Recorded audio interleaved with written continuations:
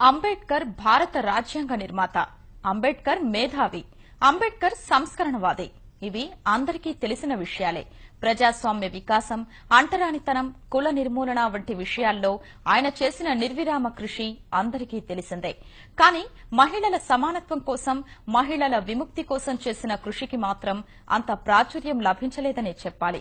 భారతీయ మహిళల సాధికారత కోసం, సమాన హక్కుల కోసం ఏకంగా మంత్రి పదవినే వదులుకున్న స్త్రీవాది అంబేద్కర్. సమాజ ప్రగతి స్త్రీలు సాధించిన ప్రగతిపై ఆధారపడి ఉంటుందన్న అభ్యుదయవాది.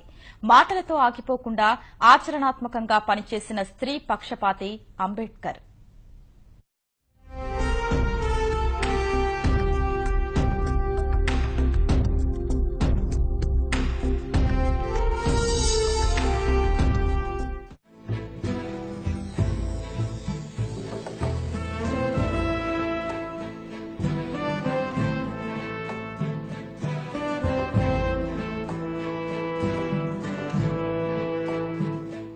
కులం, మతం, లింగం, పుట్టిన ప్రాంతం వంటి ప్రాతిపదికల మీద ఏ వ్యక్తి వివక్షకు గురికాకూడదు.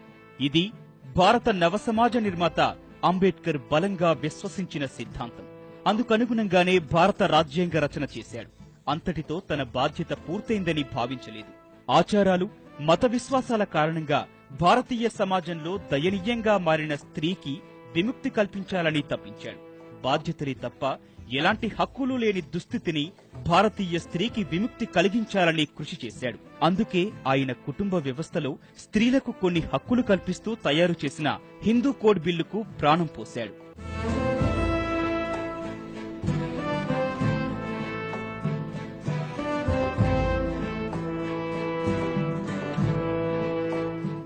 కుటుంబంలో మగపిల్లలతో సమానంగా ఆడపిల్లలకు సమాన హక్కులు ఉండాలి. పిల్లలను దత్తత చేసుకునే హక్కు, దత్తత ఇచ్చే హక్కు స్త్రీలకు ఉండాలి. కులాంతర, మతాంతర వివాహాలు అనుమతించాలి. మగవారికి ఒకరికంటే ఎక్కువ మంది పెళ్లి చేసుకునే హక్కును రద్దు చెయ్యాలి. ఇలాంటి విప్లవాత్మక చర్యలే సమాజంలో స్త్రీల అభ్యుదయానికి దోహదం చేస్తాయని అంబేద్కర్ ప్రగాఢంగా నమ్మాడు. అందుకనుగుణంగానే కేంద్ర న్యాయమంత్రిగా ఉన్న సమయంలో హిందూ కోడ్ను రూపొందించి ఆమోదం కోసం శతవిధాలా ప్రయత్నించాడు. స్త్రీలకు సమాన హక్కులు కల్పించే ఈ బిల్లు కోసమే ఆయన ఎన్నో అవమానాలు సహించి కూడా మంత్రి పదవిలో కొనసాగాడు. రాజ్యాంగం తర్వాత రాజ్యాంగ ప్రయోజనాలు స్త్రీలకు ఇంకా పూర్తిగా అందట్లేదు. వాటిని కొన్ని చట్టాల రూపంలో క్రోడీకరించి తీసుకురావాలని హిందూ కోడ్ బిల్ ని బాబాసాహెబ్ అంబేద్కర్ ప్రతిపాదించడం జరిగింది. హిందూ కోడ్ బిల్ లో ఆయన ప్రవేశపెట్టిన 4 అంశాలు: ఒకటి ఆస్తి హక్కు, ఒకటి విడాకుల హక్కు, దత్తత హక్కు, వారసత్వ హక్కు. సో దీనివల్ల స్త్రీల మార్పు అంటే వాళ్ళ స్థితిగతుల్లో మార్పు వస్తుంది. ఆస్తి హక్కు ద్వారా వాళ్ళకు ఒక అస్తిత్వం వస్తుంది. వాళ్ళ ఒక జీవితంలో ఒక స్వేచ్ఛగా జీవించే హక్కు వాళ్ళకు ఉంటుంది అని అంబేద్కర్ ప్రతిపాదించారు. కానీ అప్పుడున్న సనాతనవాదులకి అది గిట్టలేదు. అంబేద్కర్ హిందూ కోడ్ బిల్లును తయారు చేస్తున్నారన్న విషయం తెలిసిన నాటి నుంచే దేశంలోని సంప్రదాయవాదులు గగ్గోలు పెట్టారు. ప్రతిఘటించేందుకు ఎన్నో ప్రయత్నాలు చేశారు.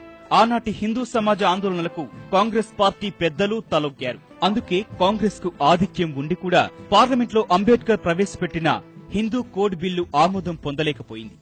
భారతీయ మహిళకు సమాన హక్కులు కల్పించలేకపోయానన్న నిరాశ, నిస్పృహలతో ఆయన తన మంత్రి పదవికే రాజీనామా చేశారు. స్త్రీల హక్కుల కోసం ఇలా మంత్రి పదవిని వదులుకున్న నాయకుడు కేవలం అంబేద్కర్ ఒక్కరే. మహిళలకు కూడా సమాన హక్కులు ఉండాలని చెప్పేసి హిందూ కోడ్ బిల్లును ప్రవేశపెట్టడం జరిగింది. ఈ హిందూ కోడ్ బిల్లు పట్ల ఆనాటి ప్రధానమంత్రి జవహర్లాల్ నెహ్రూ గారు కాంగ్రెస్ పార్టీ సభ్యులకు విప్ జారీ చేయమని అంటే జారీ చేయలేదు. అప్పుడు ఇంకా సాంప్రదాయం వాళ్ళకు వదలలేదు. దానివల్ల హిందూ కోడ్ బిల్లు వీగిపోయింది. నిజానికి అది భారత రాజ్యాంగంలో చేర్చాల్సింది, వీగిపోయింది. వీగిపోయిన తర్వాత నేను న్యాయశాఖ మంత్రిగా ఉండి ఏం ఉపయోగం, నేను మహిళలకు మేలు చేయలేకపోయాననేటువంటి బాధతో ఆయన న్యాయశాఖ మంత్రికి రాజీనామా చేయడం జరిగింది. చాలా ఎక్కువగా మనము చెప్పుకోవాల్సింది ఏంటంటే, ప్రసూతి సమయంలో అంటే విమెన్ మెటర్నిటీ బెనిఫిట్ బిల్ కూడా అంబేద్కర్ తీసుకొచ్చిన యాక్టే, అది చట్టమే. అది ఆయన ఒక మాట అంటాడు ఈ సందర్భంగా, అంటే ప్రాజినీ అనేది in the nation of interest, భారతదేశ శ్రేయస్సు కోసం, అంటే స్త్రీలు తల్లులుగా ప్రసవించే సమయంలో కూడా వాళ్ళకి అంతకుముందు కనీసం ఒక సెలవులు మాత్రమే ఉండేవి. ఆ సెలవుల్లో కూడా వేతనంతో కూడిన సెలవులు ఇవ్వాలని అంబేద్కర్ ప్రతిపాదన. అది చాలా ఒక మంచి ఫలితాలను ఇచ్చింది. తర్వాతి కాలంలో కూడా ఇప్పటికీ కూడా మెటర్నిటీ బెనిఫిట్స్ అన్ని స్త్రీలకి ఆ హక్కుని అనుభవిస్తూ ఉన్నారు. స్త్రీలకు ప్రబోధించడం, వారి సమస్యలు చర్చించడం, దురాచారాలు ఖండించడం ఆయన కార్యక్రమాల్లో మొదటి నుంచి చోటు చేసుకున్నాయి. భార్య భర్తకు బానిసగా కాకుండా సహచరిగా, మిత్రురాలిగా ఉండాలన్నది అంబేద్కర్ అభిమతం. అందుకే దళిత మహాసభలు జరిగినప్పుడల్లా అక్కడ ఆయన స్త్రీలను ప్రత్యేకంగా సమావేశపరిచి ప్రబోధిస్తుండేవాడు.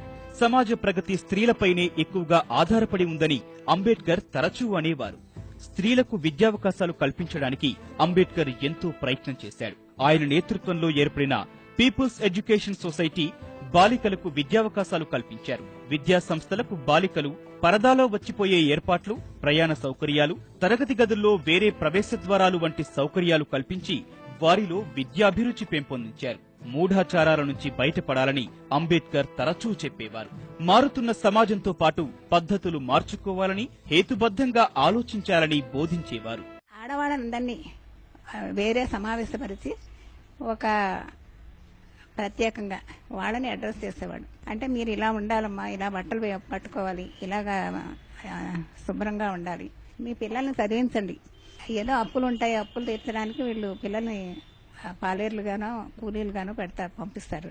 అలా వద్దు, మీ భర్తలు వాళ్ళు వద్దన్నా సరే మీరు పోరాడి పిల్లల్ని చదివించండి అని చెప్పాడు. నిమ్న జాతుల్లోని మహిళలకు శుభ్రమైన దుస్తులు ధరించడం, పరిశుభ్రత పాటించడం వంటి అంశాలు అంబేద్కర్ ఎక్కువగా బోధించేవాడు. వేశ్యావృత్తిలో మగ్గిపోతున్న దళిత స్త్రీలను తీవ్రంగా మందలించేవాడు. ఆ వృత్తి వదిలి వేరే పనుల ద్వారా సంపాదించడం నేర్చుకోవాలని దళిత సభల్లో చెప్పేవాడు. దేవదాసీలు, పత్రజే, జటే, ఆరధి, జోగితి వర్గాల నుంచి బలవంతంగా వేశ్యావృత్తిలోకి వస్తున్న మహిళలను సమీకరించి వారిని జాగృతపరిచేవాడు అంబేద్కర్. స్త్రీల సమస్యల పట్ల అంబేద్కర్ కు విశాల దృక్పథం, విభిన్న సంస్కృతులు పరిశీలించడం వల్ల, విరామం లేకుండా ఎన్నో గ్రంథాలు చదవడం వల్ల, అసమానతలు లేని సమాజం కోసం కలలు కనడం వల్ల అలవడింది. కుటుంబంలోని పురుషులు చెడు అలవాట్లకు లోనైతే వారిని నయానా భయానా మంచి మార్గంలోకి తేవాలని అంబేద్కర్ చెప్పేవారు. భర్త ఎలాంటి వాడైనా సహించి అతనికి విధేయంగా ఉండనక్కర్లేదనేవారాయన. భర్త ఎంతటి దుర్మార్గుడైనా అతనిని అనుసరించి ఉండాలని ప్రబోధిస్తున్న ధర్మశాస్త్రాలకు పూర్తి భిన్నంగా దుర్మార్గులైన భర్తలను వదిలివేయవచ్చని చెప్పేవారు. చెడ్డాలవాట్లకు లోనైన మగవాళ్ళు ఇంట్లో ఎవరైనా ఉంటే వాళ్ళని సన్మార్గంలో పెట్టడానికి ప్రయత్నించండి, అంతగా వాడు మారకపోతే వాళ్ళని వదిలేయండి అన్నాడు. ఆ మాట హిందూ దేశంలో ఎవ్వరూ అనలేదు. అంత అలాగా ఆయన మహిళల్ని సన్నద్ధం చేశాడండి. ఆడపిల్ల చదువుకుంటాను అంటే ఒప్పుకునేవారు కాదు. ఆ అవతల వీధికి వెళ్ళి చదువుకుంటానంటే అగ్రకులాల వాళ్ళు కూడా ఒప్పుకునేవాళ్ళు కాదట. ఇంకా వేరే ఊరు వెళ్ళి చదవడం అనేది ఇంకా అవుట్ ఆఫ్ క్వశ్చన్ అనమాట. అలాంటి పరిస్థితుల్లో అంబేద్కర్ ఇలాంటి ఉపన్యాసాలు చేయడం వల్ల అన్ని కులాల వాళ్ళు లబ్ధి పొందారు. కేవలం నిమ్న కులాల వారికే ఆయన చేశాడు అనేది అది ఎలా వచ్చిందో ఇప్పుడు నాకు అర్థం కాదు. నిజానికి అంబేద్కర్ వంటి సాహసి, కృతనిశ్చయం గల నాయకుడు ఈ కాలంలో ఉండి ఉంటే మహిళా బిల్లు ఇంతకాలం పార్లమెంటు ముందు ఆమోదం కోసం ఎదురు చూస్తుండేది కాదేమోనన్న వ్యాఖ్యలు వినిపిస్తున్నాయంటే అది అంబేద్కర్ కార్యదక్షతకు అచ్చమైన నిదర్శనం.